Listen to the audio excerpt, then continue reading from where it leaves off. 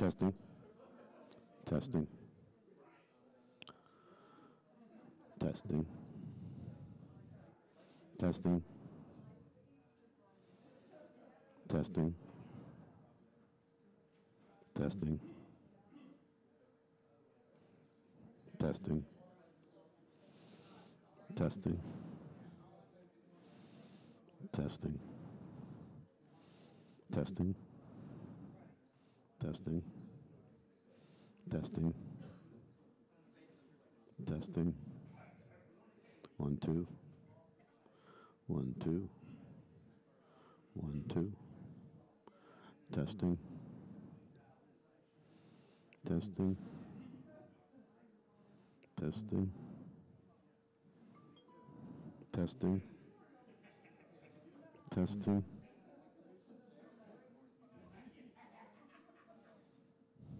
Testing.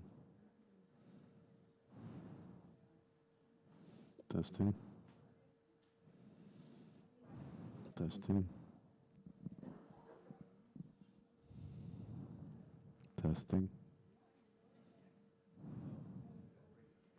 Testing. Testing. Testing.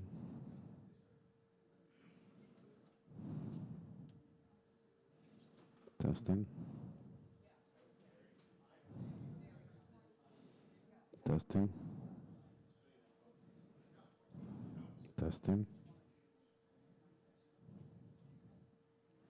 Testing. Testing. I do. Testing.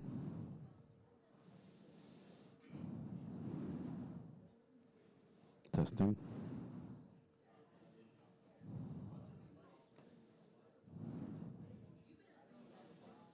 Testing.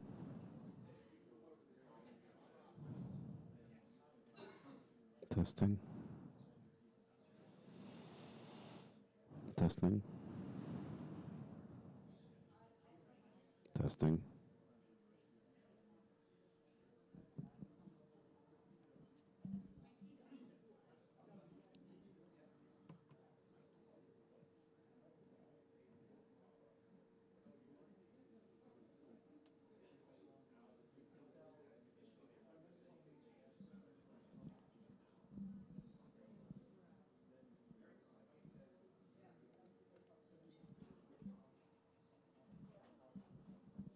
Testing. Testing.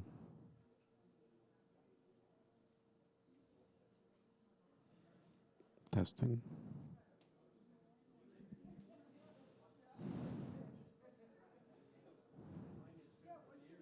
Testing. Testing.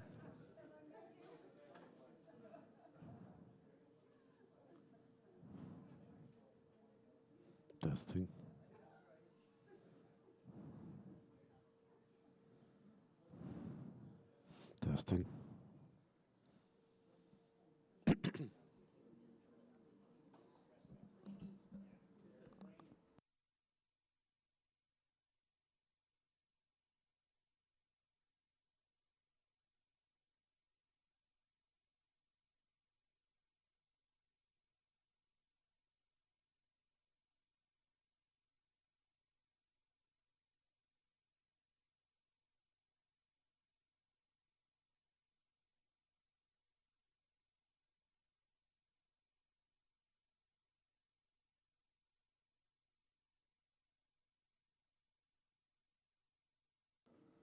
Testing. Testing. Testing.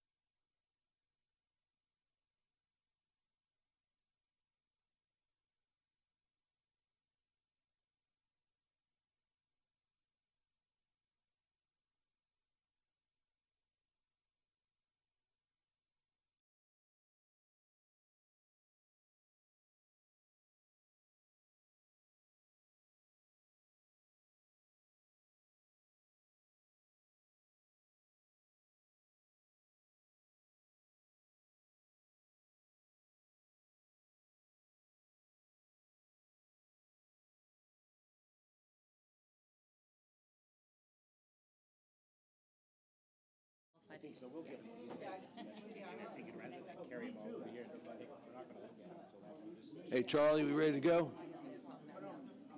All right. All right, good morning. I'd like to call the meeting to order. Please rise for the Pledge of Allegiance. I pledge allegiance to the flag of the United States of America and to the republic for which it stands, one nation, under God, indivisible, with liberty and justice for all.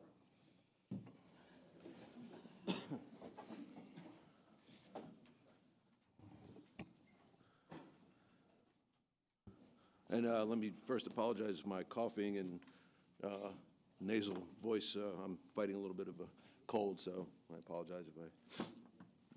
Yeah, oh, thank you. Just in case. All right, I'll call for approval of the agenda. I'll entertain a motion to approve the agenda. So moved. Second. All right, any changes? Discussion? Yeah, I'd like to add one item to it, and that is receipt of the board of the ARC recommendations going forward. All right. I'll entertain a motion to amend the agenda. So moved. Any discussion on amending agenda? Seeing none, I'll call the question. All those in favor of amending the agenda, please say aye. Aye. Any opposed? No. All right. Ted? You want me to do it now? Yeah, we have to actually add that to the list under new business. You don't have to read the whole motion, just the motion itself. Okay. I move to have the board accept the ARC recommendations to the board. Okay. Is there a second to accepting that change to the amendment, or to the agenda? I'll second it. All right. Seeing that we're not going to discuss it in detail, I'll just call the question. All those in favor of adding that to the agenda, please say aye. Aye. Any opposed? All right. That will go after topic for discussion under new business.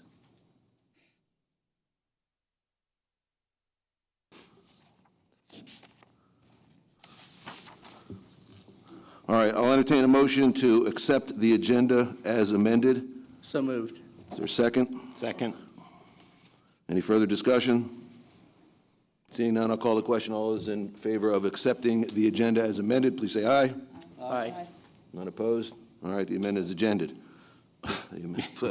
Yeah, as you can see, I'm not 100% right now.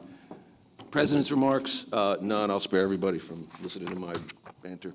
Moving to public comments, just as a reminder, as this is a special meeting, public comments are limited to the topics of the meeting agenda. So the floor is now open for public comments.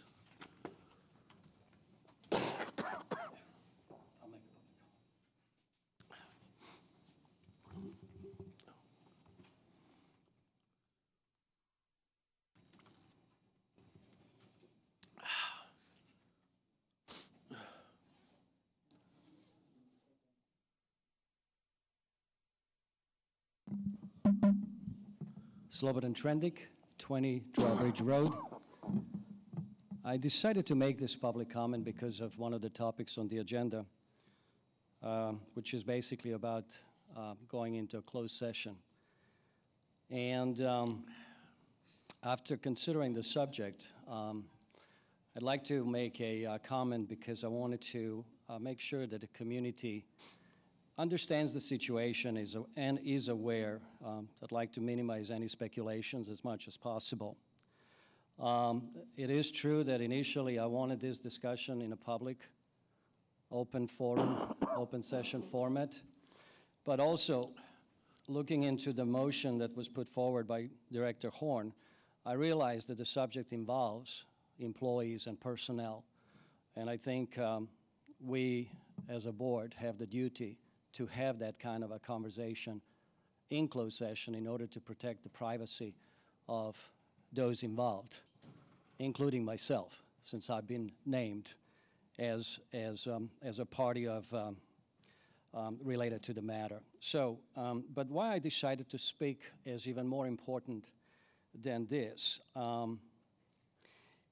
Because my name has been what I consider improperly disclosed to the public, this might send the wrong message as far as future issues and concerns that might come forward to the board in order to be addressed. So I want to make sure that the employees or anybody that's involved is not discouraged from speaking freely in the future when certain situations demand that, in fear that the same will happen to them like it's happening to me now. I think, I want to go on record to say that I have no issue with the employee that has brought this forward. I understand why that might be the case. And I also want to make sure that in the future the employees are comfortable in reacting to a problem that might cause them to feel uncomfortable themselves, whether that involves their fellow colleague, whether that involves their supervisor or general manager or one of the board members. It doesn't matter. We should treat everybody equally, and we should also respect the privacy of those individuals involved till the board has the opportunity to get together, review all facts, and then take any actions necessary, including disciplinary actions, if those are warranted. So this is what I have to say, and I'm looking forward to sitting down with my colleagues in closed session, reviewing all the issues, and then collectively, the board will, I'm confident, come up with the right course of action, if any is required. Thank you for your attention. Other public comments? Harry Rutter, 60 Nottingham Lane. I'd just like to say that I've had some dealings with Mr. Trendick, and I find him extremely interested in the community and its well-being. And if he rustled some feathers, I'm sure it was in the interest of the community. And something else to keep in mind, there's an old adage, if you don't do nothing, you can't do nothing wrong. Other public comments? Quick question. I was late. Do we take MO2 off the agenda, or is it still on the agenda? MO2, hold on. It's still on. Last public comment. You can't have a first reading. Nobody can hear you. Yeah, Marty, please. You can't. Marty, microphone. Hello, Marty Clark, 11191. Just a comment, you cannot have a first reading of a resolution change at a special meeting, according to BO1. So. Okay, thank you. Can we check that real quick? Because if that is indeed the case, then You don't I need would- to check it, I checked it for you. Checked it? All right. So in the interest of making sure that we're in compliance with all the rules, Marty, thank you for that, that insight. Yeah. All right, guys, let's hold up. We're not going to lose this meeting. Excuse me. Then I'd like to, in new business, entertain a motion to remove that item from the agenda, if everybody's okay with that. So moved. Okay. All right, we'll handle that under new business. Other public comments? Seeing none, I'll close the floor for public comments. Moving to the next item on the agenda, that's new business. Based on the conversation we just had, I'd like to entertain a motion to remove the first reading of changes to M02. So moved. Is there a second? Second. Any discussion? Seeing none, I'll call the question. All those in favor of removing the first reading of changes to Resolution M02 from the agenda, please say aye. Aye. Aye. Any opposed? All right, that item is removed. Thank you, Marty. Next item on the agenda, motion to rescind the January 17th motion for the RFP ordering services. Steve? This is a topic, is motion to rescind the motion passed on January 27, 2018, instructing the general manager to issue an RFP for auditing services. The intent of this motion is to rescind a previous motion passed by the Ocean Pines Board of Directors. Motion, the Board of Directors on January 27, 2018 passed a motion to instruct the general manager to issue an RFP for financial auditing services. A summary of the January 27 motion as amended and passed follows. To instruct the general manager to issue an RFP for auditing services to audit association's financials for current fiscal year that ends on April 30, 2018. Slobod and Trendick submitted the motion. Mr. Herrick seconded. Mr. Maroney moved to amend the motion to read, to instruct the general manager to issue an RFP for auditing services no later than September 1, 2018, to audit the association's financials for the fiscal year ending April 30, 2019. That was seconded and amended. Since the RFP was not issued as directed, and since the treasurer recommended to the GM that an RFP not be issued at this time, it is recommended that this motion be rescinded. Is there a second? Second. Discussion. Mr. Lebanon. Yeah, I'll lead off the discussion since the original motion was my motion, and I believe the motion should still be honored by the board and not rescinded. I think we need to, first of all, keep in mind the reason my motion was put forward months ago. And it was put forward for two specific reasons that have nothing to do with what the treasurer recently recommended to the board. The motion was put forward because the way the previous or current auditor was selected. At the time, recommendation was made to the board to select this particular auditing firm from Baltimore area. Certain relationships were not disclosed and made aware of to the board. Number two, the board was also not made aware of that the price of that particular offer was about 50% higher than the other two offers received from auditing firms on Eastern Shore. I felt it was my duty as a director to revisit the whole process and to make sure that we get the best, most competitive financial offer for auditing services. So the intent of my motion that was unanimously approved by the board was really to correct what happened earlier.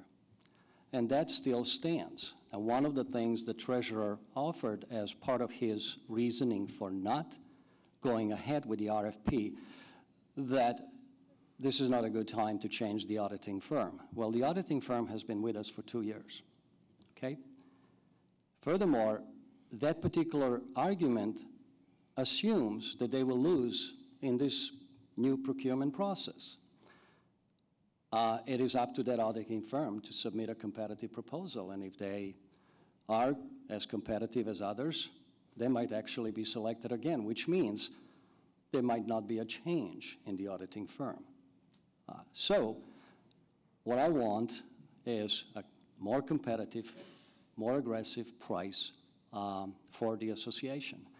And I will just leave it at that, but I want to remind my colleagues, especially the new ones, that don't have the history on what transpired, to keep this in mind before voting on this motion, because I think it's a wrong thing to do, and it will set precedents that actually is going to put to question the judgment of previous boards if we start rescinding the motions that at the time made all the sense. And in this case, I believe in the case of this motion, it still does.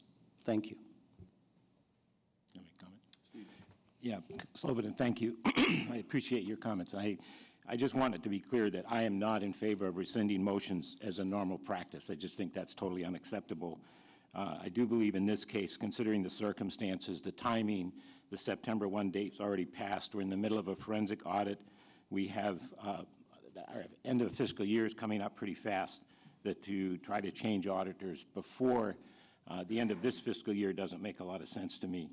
I think that we definitely should put an RFP together after the close of the fiscal year to get competitive prices for auditing for the coming year after this one. Thank you, Steve.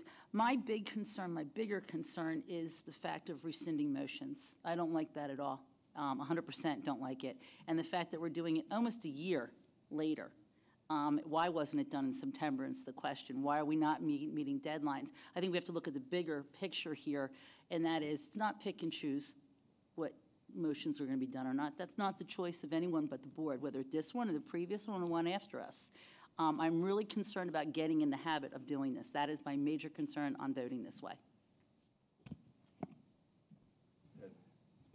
I would say that my concerns echo Esther's. I think that John Viola has made a good case not to do it at this point. I agree with Steve. I have no problem going forward. But the problem is this should have come up in September when it was due, not to be told this 2.5 months later. So I'm going to vote for the motion because I think it's the right thing to do now, but I have a major problem with the, again, to use the phraseology, pick and choose when and how motions are done. When a motion is passed, it's either done or somebody comes to the board and explains why it's not being done or what the recommendations are. There's no excuse to do anything else but that going forward. So I'm going to vote for the motion because I think we need to push it back into the next fiscal year, but I've got a real problem with the idea of having to rescind this because nobody came to us and said, hey, here's some reasoning not to do this at this point.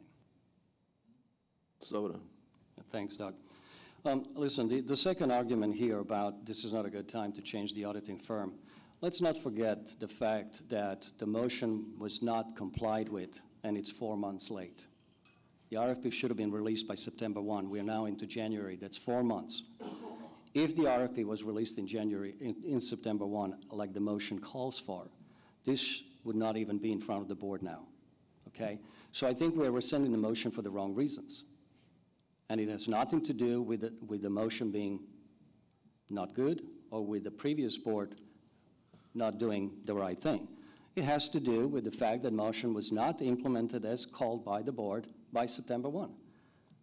I believe for you to vote in favor of this motion now is absolutely wrong, and I will vote against it for those reasons. Colette? Yeah, I would just say that I certainly understand the position of Director Trendick, and I certainly agree that rescinding motions is not a good idea on general principle. However, I think we're in a spot here with the fact that the motion was not acted upon. It had a date attached to it. I agree with Director Tuttle that we definitely need to get this action taken care of at the beginning of the next fiscal year. But I feel that in order to clean up the process, the motion needs to be approved, and I will be voting for it for that reason, not because I believe in rescinding motions. All right, I'll comment. I look at this in two perspectives. One's practicality, one's responsibility. The practicality is, given the circumstances that we have with regard to the disruptive effect of potentially changing an auditing firm at this point in time, warrants the fact that we have to give this into consideration, and certainly I'm going to vote for it. But the more pressing problem, I would agree with my colleagues, is the responsibility.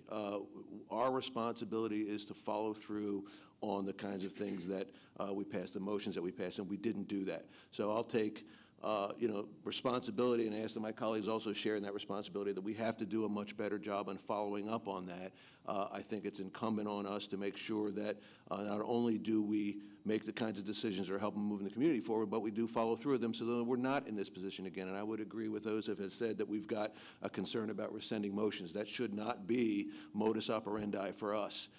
And I think we need to do a better job in trying to make sure that that doesn't happen again. But for, again, purposes of practicality, I think we need to move forward with just making this happen. And then I would certainly be supportive of bringing a motion up again after the fiscal year is over to actually have a competitive RFP for auditing services.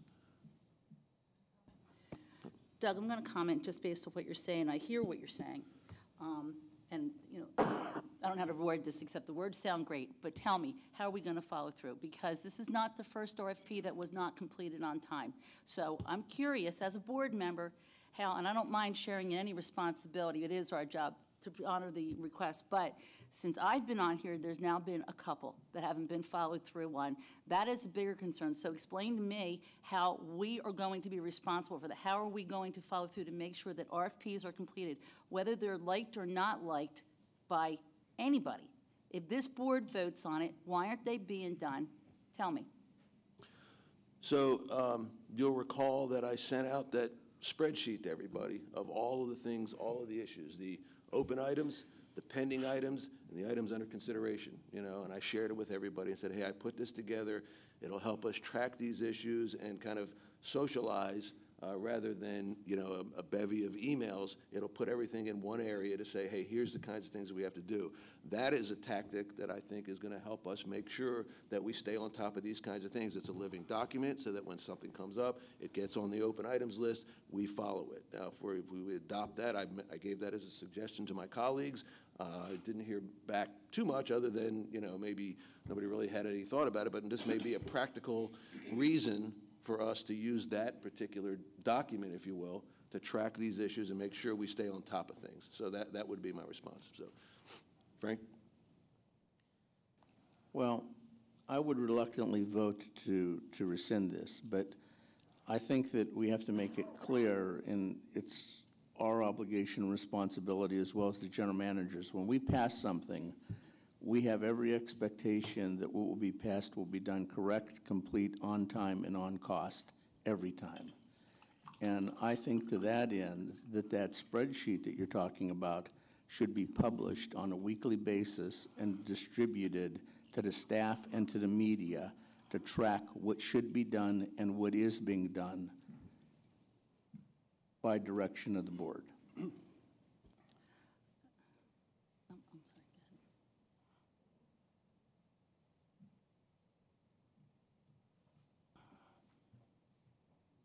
All right, I'll entertain 2 more comments, and then we'll close the issue. Slobodan. Thanks. So I'd like to respond to your suggestion. I think it's a good idea for board to have some kind of a dashboard to keep track of issues. But I think it's equally important and even more important for the general manager to keep track of the operational actions and what's been asked of the board. I don't think it's board responsibility to make sure that the GM does what the motion is calling for.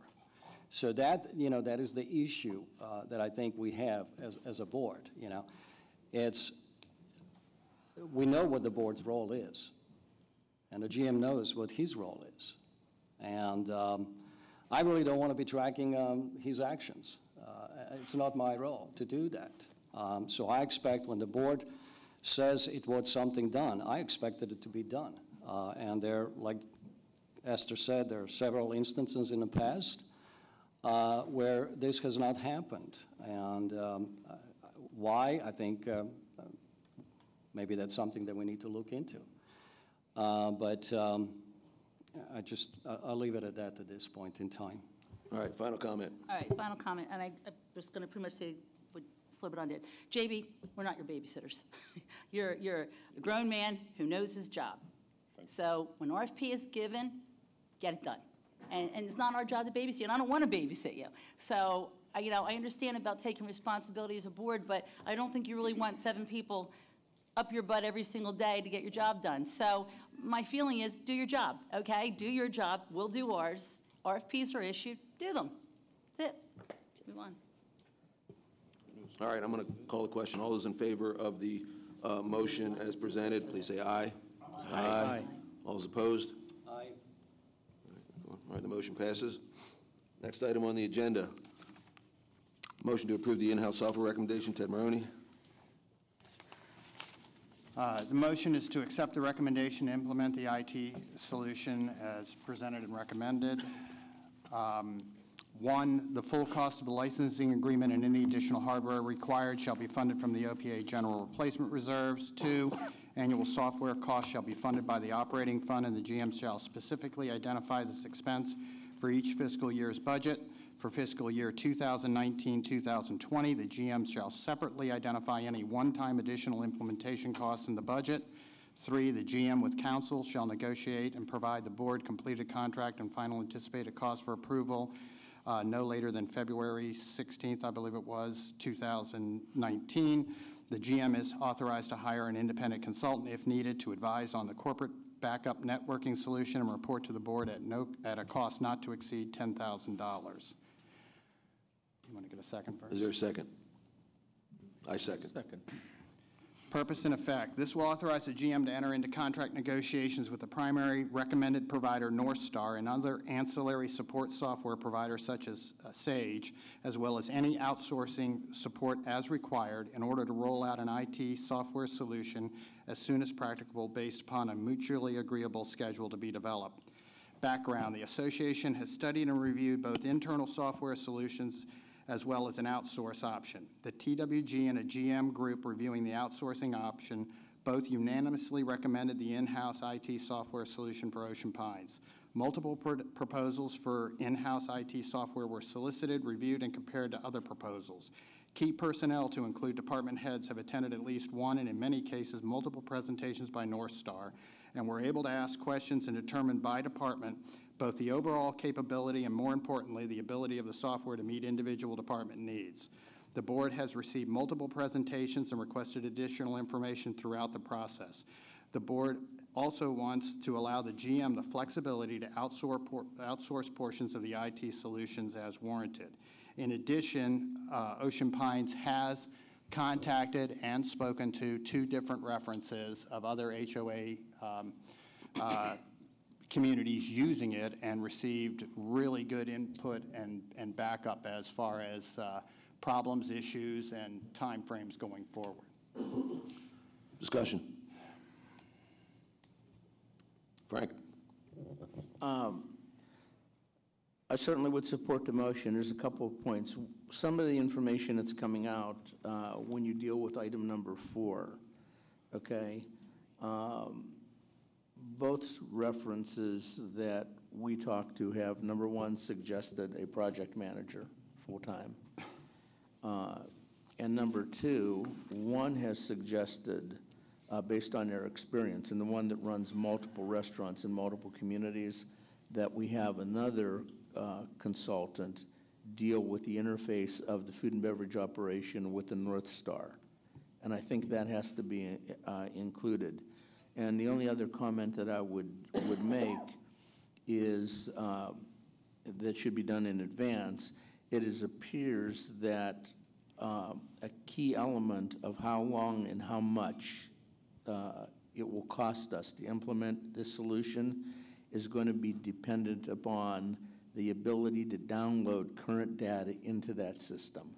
And that should be done immediately as we're entering into the budget, because if there are problems there, it is going to dramatically impact the cost and the timing of any implementation. And if you take a look at number 2, the second sentence in there, and that's, I included it because of, by having the GM identify whether it's somebody on here full-time or whatever costs that were one-time implementation costs need to be identified to be included in this upcoming budget. For fiscal year 2019-20, the GM shall separately identify any one-time additional implementation costs. And that would be, to your point, Frank, any cost of having to have anybody in here special as an IT coordinator or any of those other items need to be identified as a separate one-time cost and need to get started on as soon as possible. Yeah, and I think as much as anybody on this board, long before I was elected, have questioned a North Star solution. I think that we have asked every question that I can certainly think of everybody as to whether or not it will be a better solution than what we have today or a better solution for outsourcing. From a technical standpoint, I think it's past muster. I think we're now in a situation where risk falls into this. How much is it going to cost to implement it, and how long is it going to take to implement it? And I think there's a third risk that we have to address, and that is what happens if things go south quickly in the implementation to get out and go to another solution like outsourcing to L&N. I think we have to all address that before we sign the contract, because just to be clear for everybody, this solution will work, and people that run operations every bit as complex as ours have it working. But every one of them has said that they're satisfied, but every one of them have pointed out areas where there is risk, and that risk is not something to be taken lightly or inconsequential. Okay. Thank you, Frank. I agree with pretty much everything you said. I think I want to make sure we have an out clause, and that's my concern here. after listening to a lot of the staff and what I'm hearing, and I was very much against North Star publicly, the staff who are the ones who have to use this every single day, not us, they like it. So I go with, they're the ones that are using it. They like it. It feels like I can work with them. But I do want to make sure we have an out clause in this contract. And I don't want to wait 5 years for it. Slobodana. Thanks, Doug. I'd like to make several comments because I've been, like many of us, pretty vocal about this particular subject over the past number of months. I think we all agree that this is a very important project for the entire association. We need to move from an old legacy system into a new, modern solution. I prefer to stay away from talking about a particular vendor, and I have always stated that I don't think I, as a director, should be favoring one vendor over another. But I did have a view on particular approach to this project and what solutions should be implemented. I was more in favor of looking at the best of breeds, where the back office is being run by state-of-the-art, globally accepted system, and the front office managed by best of breeds operational software based on what departments want or need. So I'm not going to comment on going with North Star. I believe this is the GM's selection. He put together the review team. It was his review team, and he recommended to the board what solution to go with.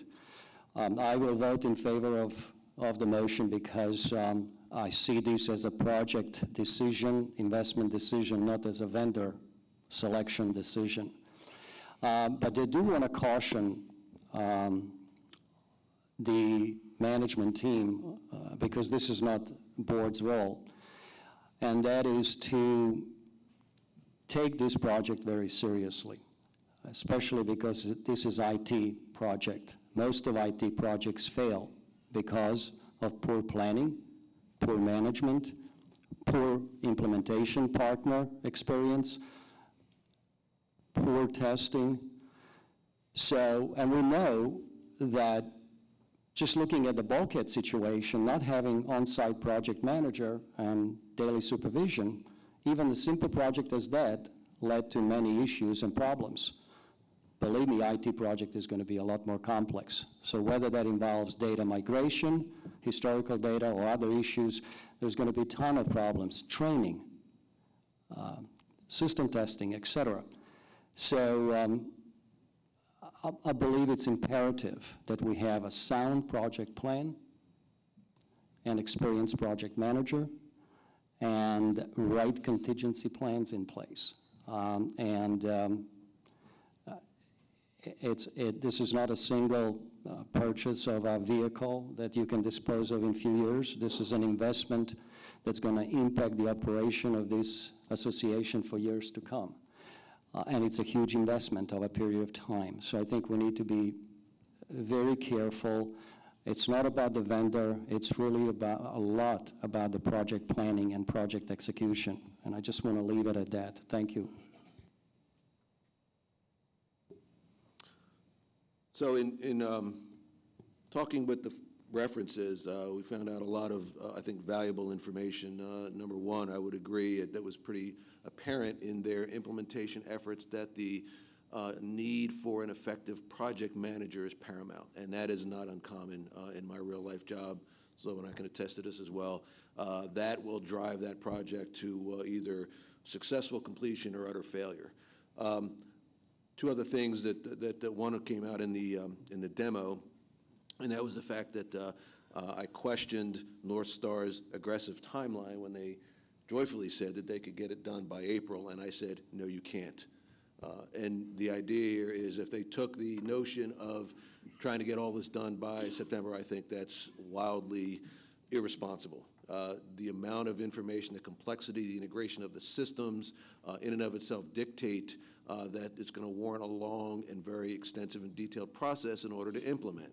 That being said, I think going back to Frank, your assessment of risk, and one of the things that I do a lot in my real life job is risk assessment. The idea here is having plans for when we can initially put the project in and the timeline in reference to our fiscal year, whether or not we can put it in parallel during our fiscal year and then wait till another. In other words, you have to have separate plans for, in a sort of the ultimate would be, hey, we can get all this done. Maybe I'm wrong. We can get all this done by May 1. Okay, let's at least throw that out there on the discussion.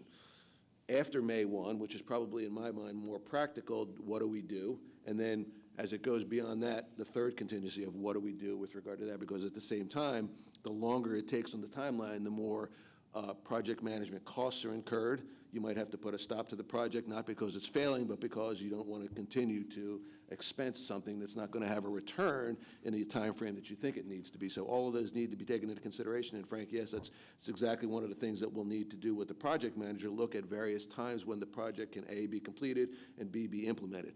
The other factor that came very apparent was the training aspect of it. They said it is a complex system, and the two folks that we talked to with regard to references were very interested. They said, some of the pushback is natural human behavior. Hey, I used to be able to do this button, and I got what I needed.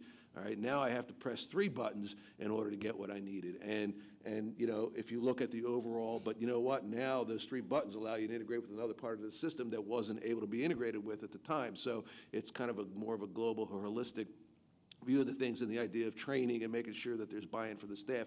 What really encouraged me when we were doing the demos was the staff's involvement and their understanding of, hey, this really could make us more efficient.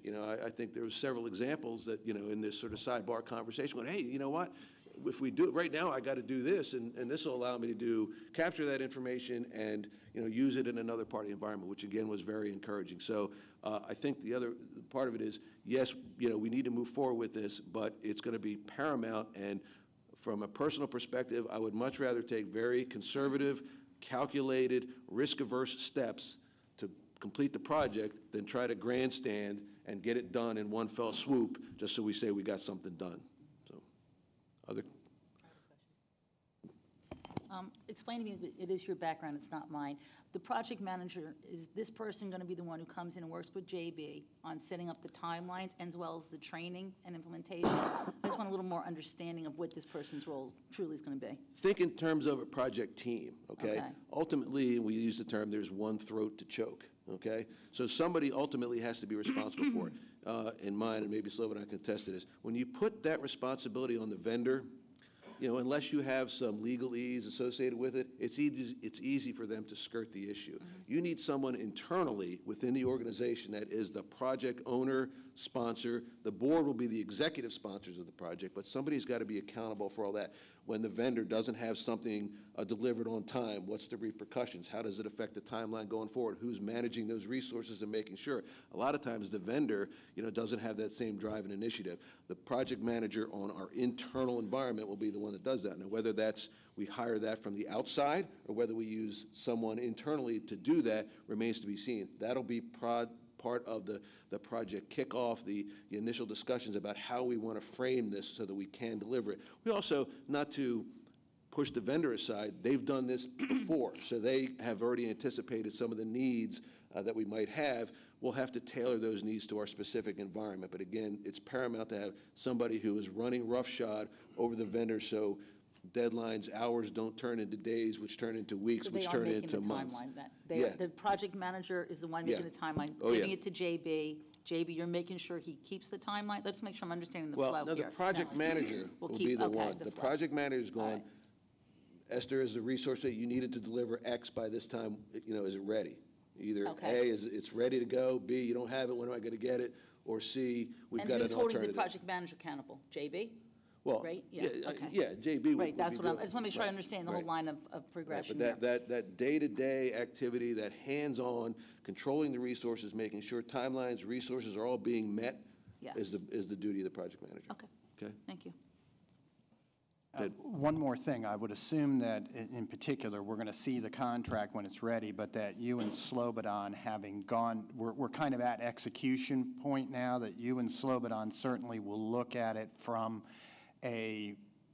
to make sure there's not too many CYAs for them in there and that we're getting what we want from, now that we're, assuming we pass this. that the implementation part, that there aren't too many outs. Great point. Thanks for reminding me, Fred. Colleagues, I received a red-lined version of the contract from Jeremy late yesterday. I'll forward it to you today. All right? It's not ready to go, but it's Jeremy's red-lined version, okay? Yeah, just to respond to Ted, I can certainly put forward vendor perspective because my time, 30 years, has been spent on the vendor side of the business, so I know how they think and what their motivations are.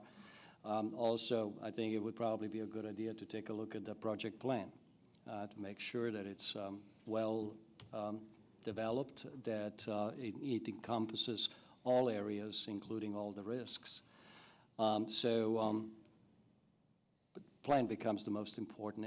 It's really by which the project will be successful or die if it's not well planned and everything covered. Agreed, and I'll volunteer my time to help oversee that as well and help out. All right, I'll entertain one more question or one more comment, and we'll move. Frank? One final word to both the board, the JB, and the staff here. We're going to be implementing a system that drives every aspect of the business and the way to manage it for years to come in an operating environment during a peak season. Saddle up. Buckle up. Actually, we're chuckling.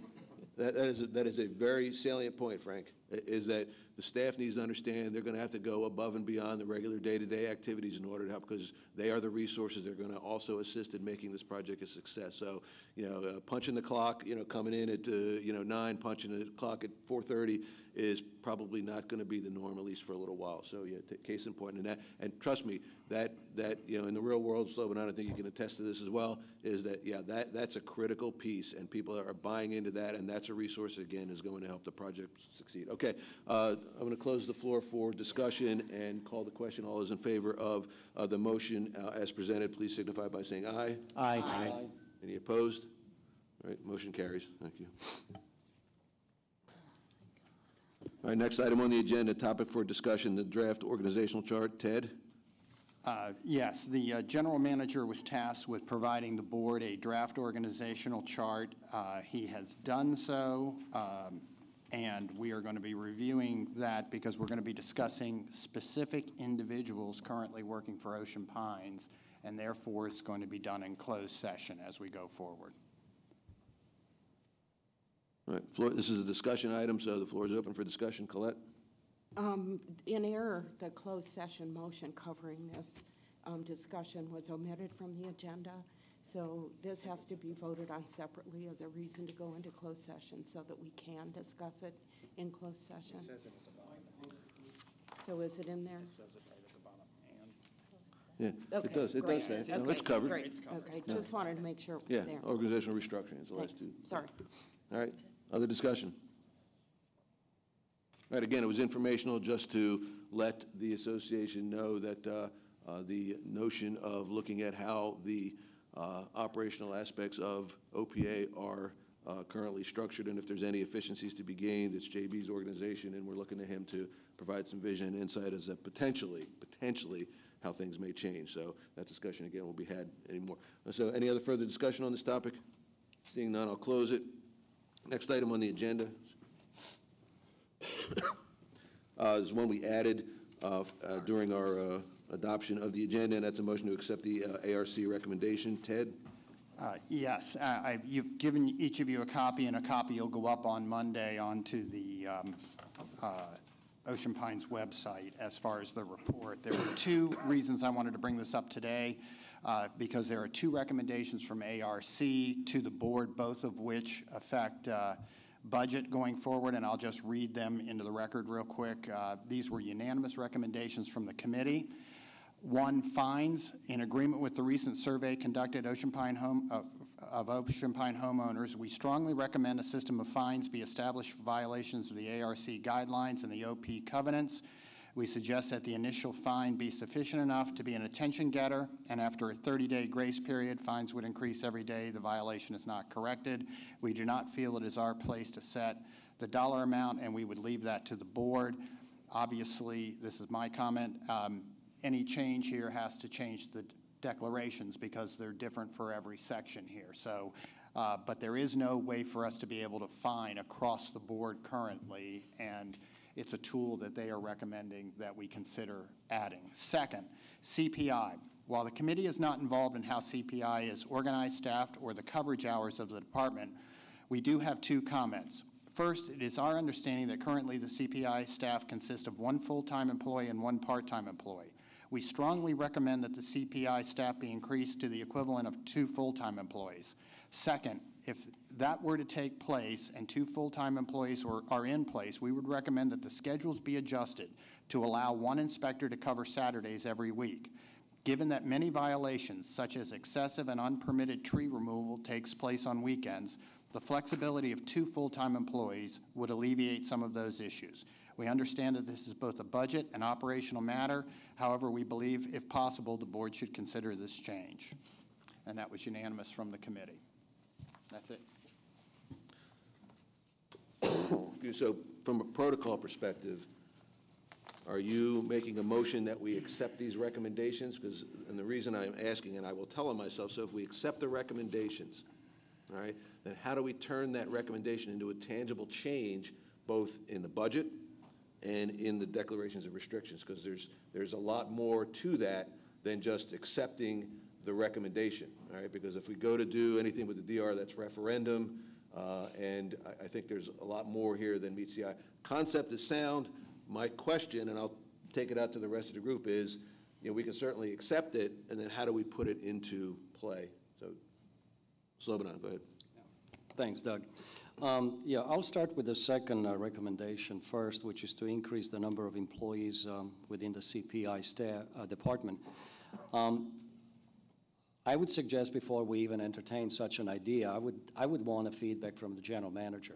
I need to understand, as a board, we all need to understand whether the call for additional resources because things are not done as efficiently as possible, or because we have a temporary issue with the volume of violations. Can we do a better job in how we identify those violations and how we go after them?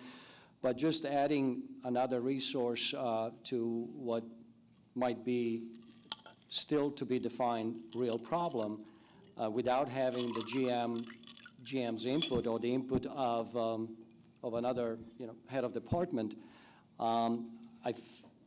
I'm not against it. I'm not in favor of it. I just feel like we need a little more information before we can really entertain this as a board position. Doug?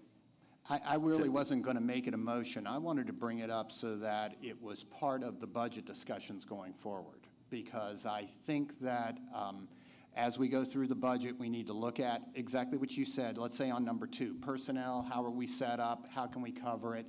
I wanted to get, ARC wanted to get on record of 2 things. One, they believe they need another tool, and fines is it. And they also understand that that's a DR problem, that's a referendum problem.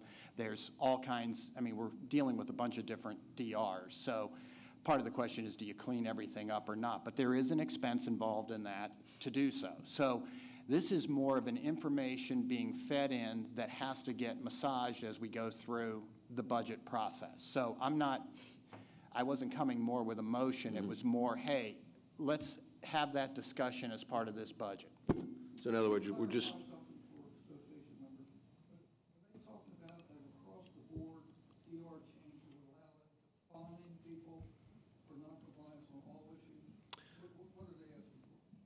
On ARC violations, yes. So. Across all categories? Yes. Frank, you were next. I've lived in the community since 2013. For each of those years, except this past August, I sat out there. Now I'm sitting here. And during that time, what I would share with everybody in this room is I have watched a number of boards spend countless hours talking about menial things, because at the end of the day, the root cause is we cannot enforce our declaration of restrictions. I think it's time to either crap or get off the pot. Put it in front of the people, either live with the problem or give us the tools to solve the problem. and I'm 100% in favor of spending the money to put this question in front of the homeowners. Yeah, I'll comment. So one of the things that in sort of some tangential conversations is the fact that the DRs are slightly different for each one of the sections, you know?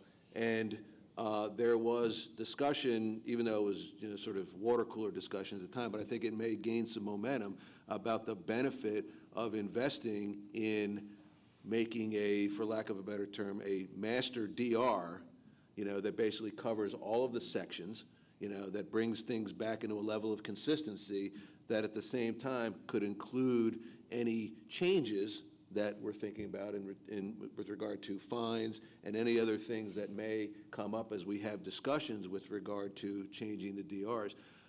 You know, it may warrant some additional discussion. I think I sent an email to Jeremy a while back and just said, hey, you know, give me a ballpark cost of something like that, and he said it depends on how deep you want to go. So maybe we reopen those discussions as part of this, and, you know, I'm just sort of throwing it out to the group and saying, you know, maybe it's time that we really do have that discussion and see where it takes us, because there could be, I see some benefit in making everything consistent, you know, across all the DRs, so future boards, it's a sustainable, you know, sort of entity at that point. You don't have to really worry about, you know, oh, by the way, it's a section 14, it's a little bit different than section 1, you know, and so on and so forth.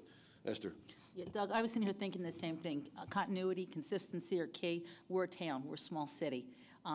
I was just asking Slobodan, I just never have understood why this one, you're different than me, and we're on the same town. I think it is time, and I think we really have to discuss that about making the same rules for everybody. So no matter what section, we're all in Ocean Pines is the bottom line at the end of the day.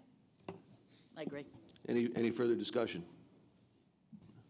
Slobodan? I might as well just make a final comment, because I do share Frank's thoughts on this and Esther's, and I think we all feel and have witnessed over time during our presence in the community that we have, on occasion, issues with outdated documents, whether that's DRs, whether it's bylaws, whether it's our charter of incorporation, whether it's our resolutions. We had examples over time where this has happened. We're in a budget process. Now, the question is, do we want to look at this as a project? And if so, what kind of budget should we allocate for this? Because we're talking about this coming fiscal year. We're talking about something that can be dealt with over the next 12 to 15 months. And it's a major undertaking. We need to know what we are able to do and not able to do. Can we actually legally integrate all 18 DRs from all 18 sections into one single document or not? So, you know, if this is something that we want to take on, then I think what we basically should do perhaps is reach to the committee, like Bylaws and Resolutions Committee, reach to our legal counsel, get an idea of what this kind of a project would entail, how much it could cost, and then see whether this is the time and the year to embark on such an undertaking, because it will be timely, it will be costly, and it will involve the entire community. So, yeah. I think it does beg a question, and the timing is right to at least recognize the need and decide, do it this year, this coming year, or put it off for the next year, but plan for it. Yeah, I would agree. I had a very sort of, again, water cooler discussion with Jeremy on it, just, you know, high-level ideas and everything. So I think it's time that we took that from sort of the concept into something more tangible. So any other discussion on this? Yes, Joe, I will allow a comment from the floor. The idea of changing the DRs to one common DR for all sections is an interesting thought, but it's a non-starter. Believe me, you're going to waste a lot of time, effort, and money. Every section is independent. If it applied to everybody, every section would have to approve it. You could end up with some sections approving it, some not, which creates even more of an administrative kind of a nightmare. Beyond that, whether the board is aware of it or not, the board of directors is not the only entity that has the ability to change the declarations of restrictions. Are you aware of that? Yeah. The association members, I as an individual association member, and a referendum. can hire a lawyer if I wanted, or do it myself. mail everybody in my section with some change to the DRs. Don't even have to talk to the board. If over 50% come back agreeing with the change, I take them down to Worcester County, file them, they're the new DR. So the idea of being able to find people may sound interesting, common, but we have so many things in this community that need attention. I think maybe you ought to put your time into those. All right, any other discussion? If not, I'm going to close the floor for discussion. Next item on the agenda is a motion to move into closed session. Colette?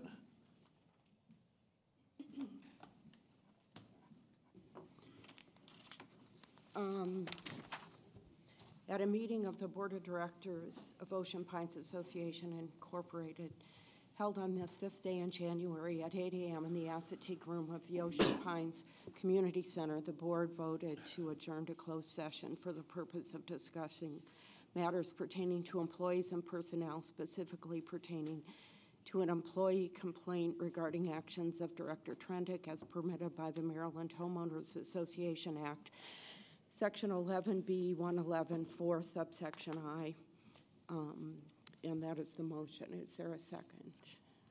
There's a second. Okay. The purpose and effect: to review a complaint by employees against Director Trendick for questioning the methods they and a subcontractor were using to carry out an assigned job and suggesting an approach that differed from the approach being used to complete the task. The board is obligated under Resolution B08 to review a complaint of this nature to determine whether it violates policies regarding director conduct. Discussion in closed session is required in order to protect the employees making the complaint from potential repercussions. Unless there's an objection, I don't see any discussion on this issue and would suggest we vote to move into closed session. All right, I'll call the question. All those in favor of moving to closed session, say aye. Aye. Any opposed? Thank you. Yeah.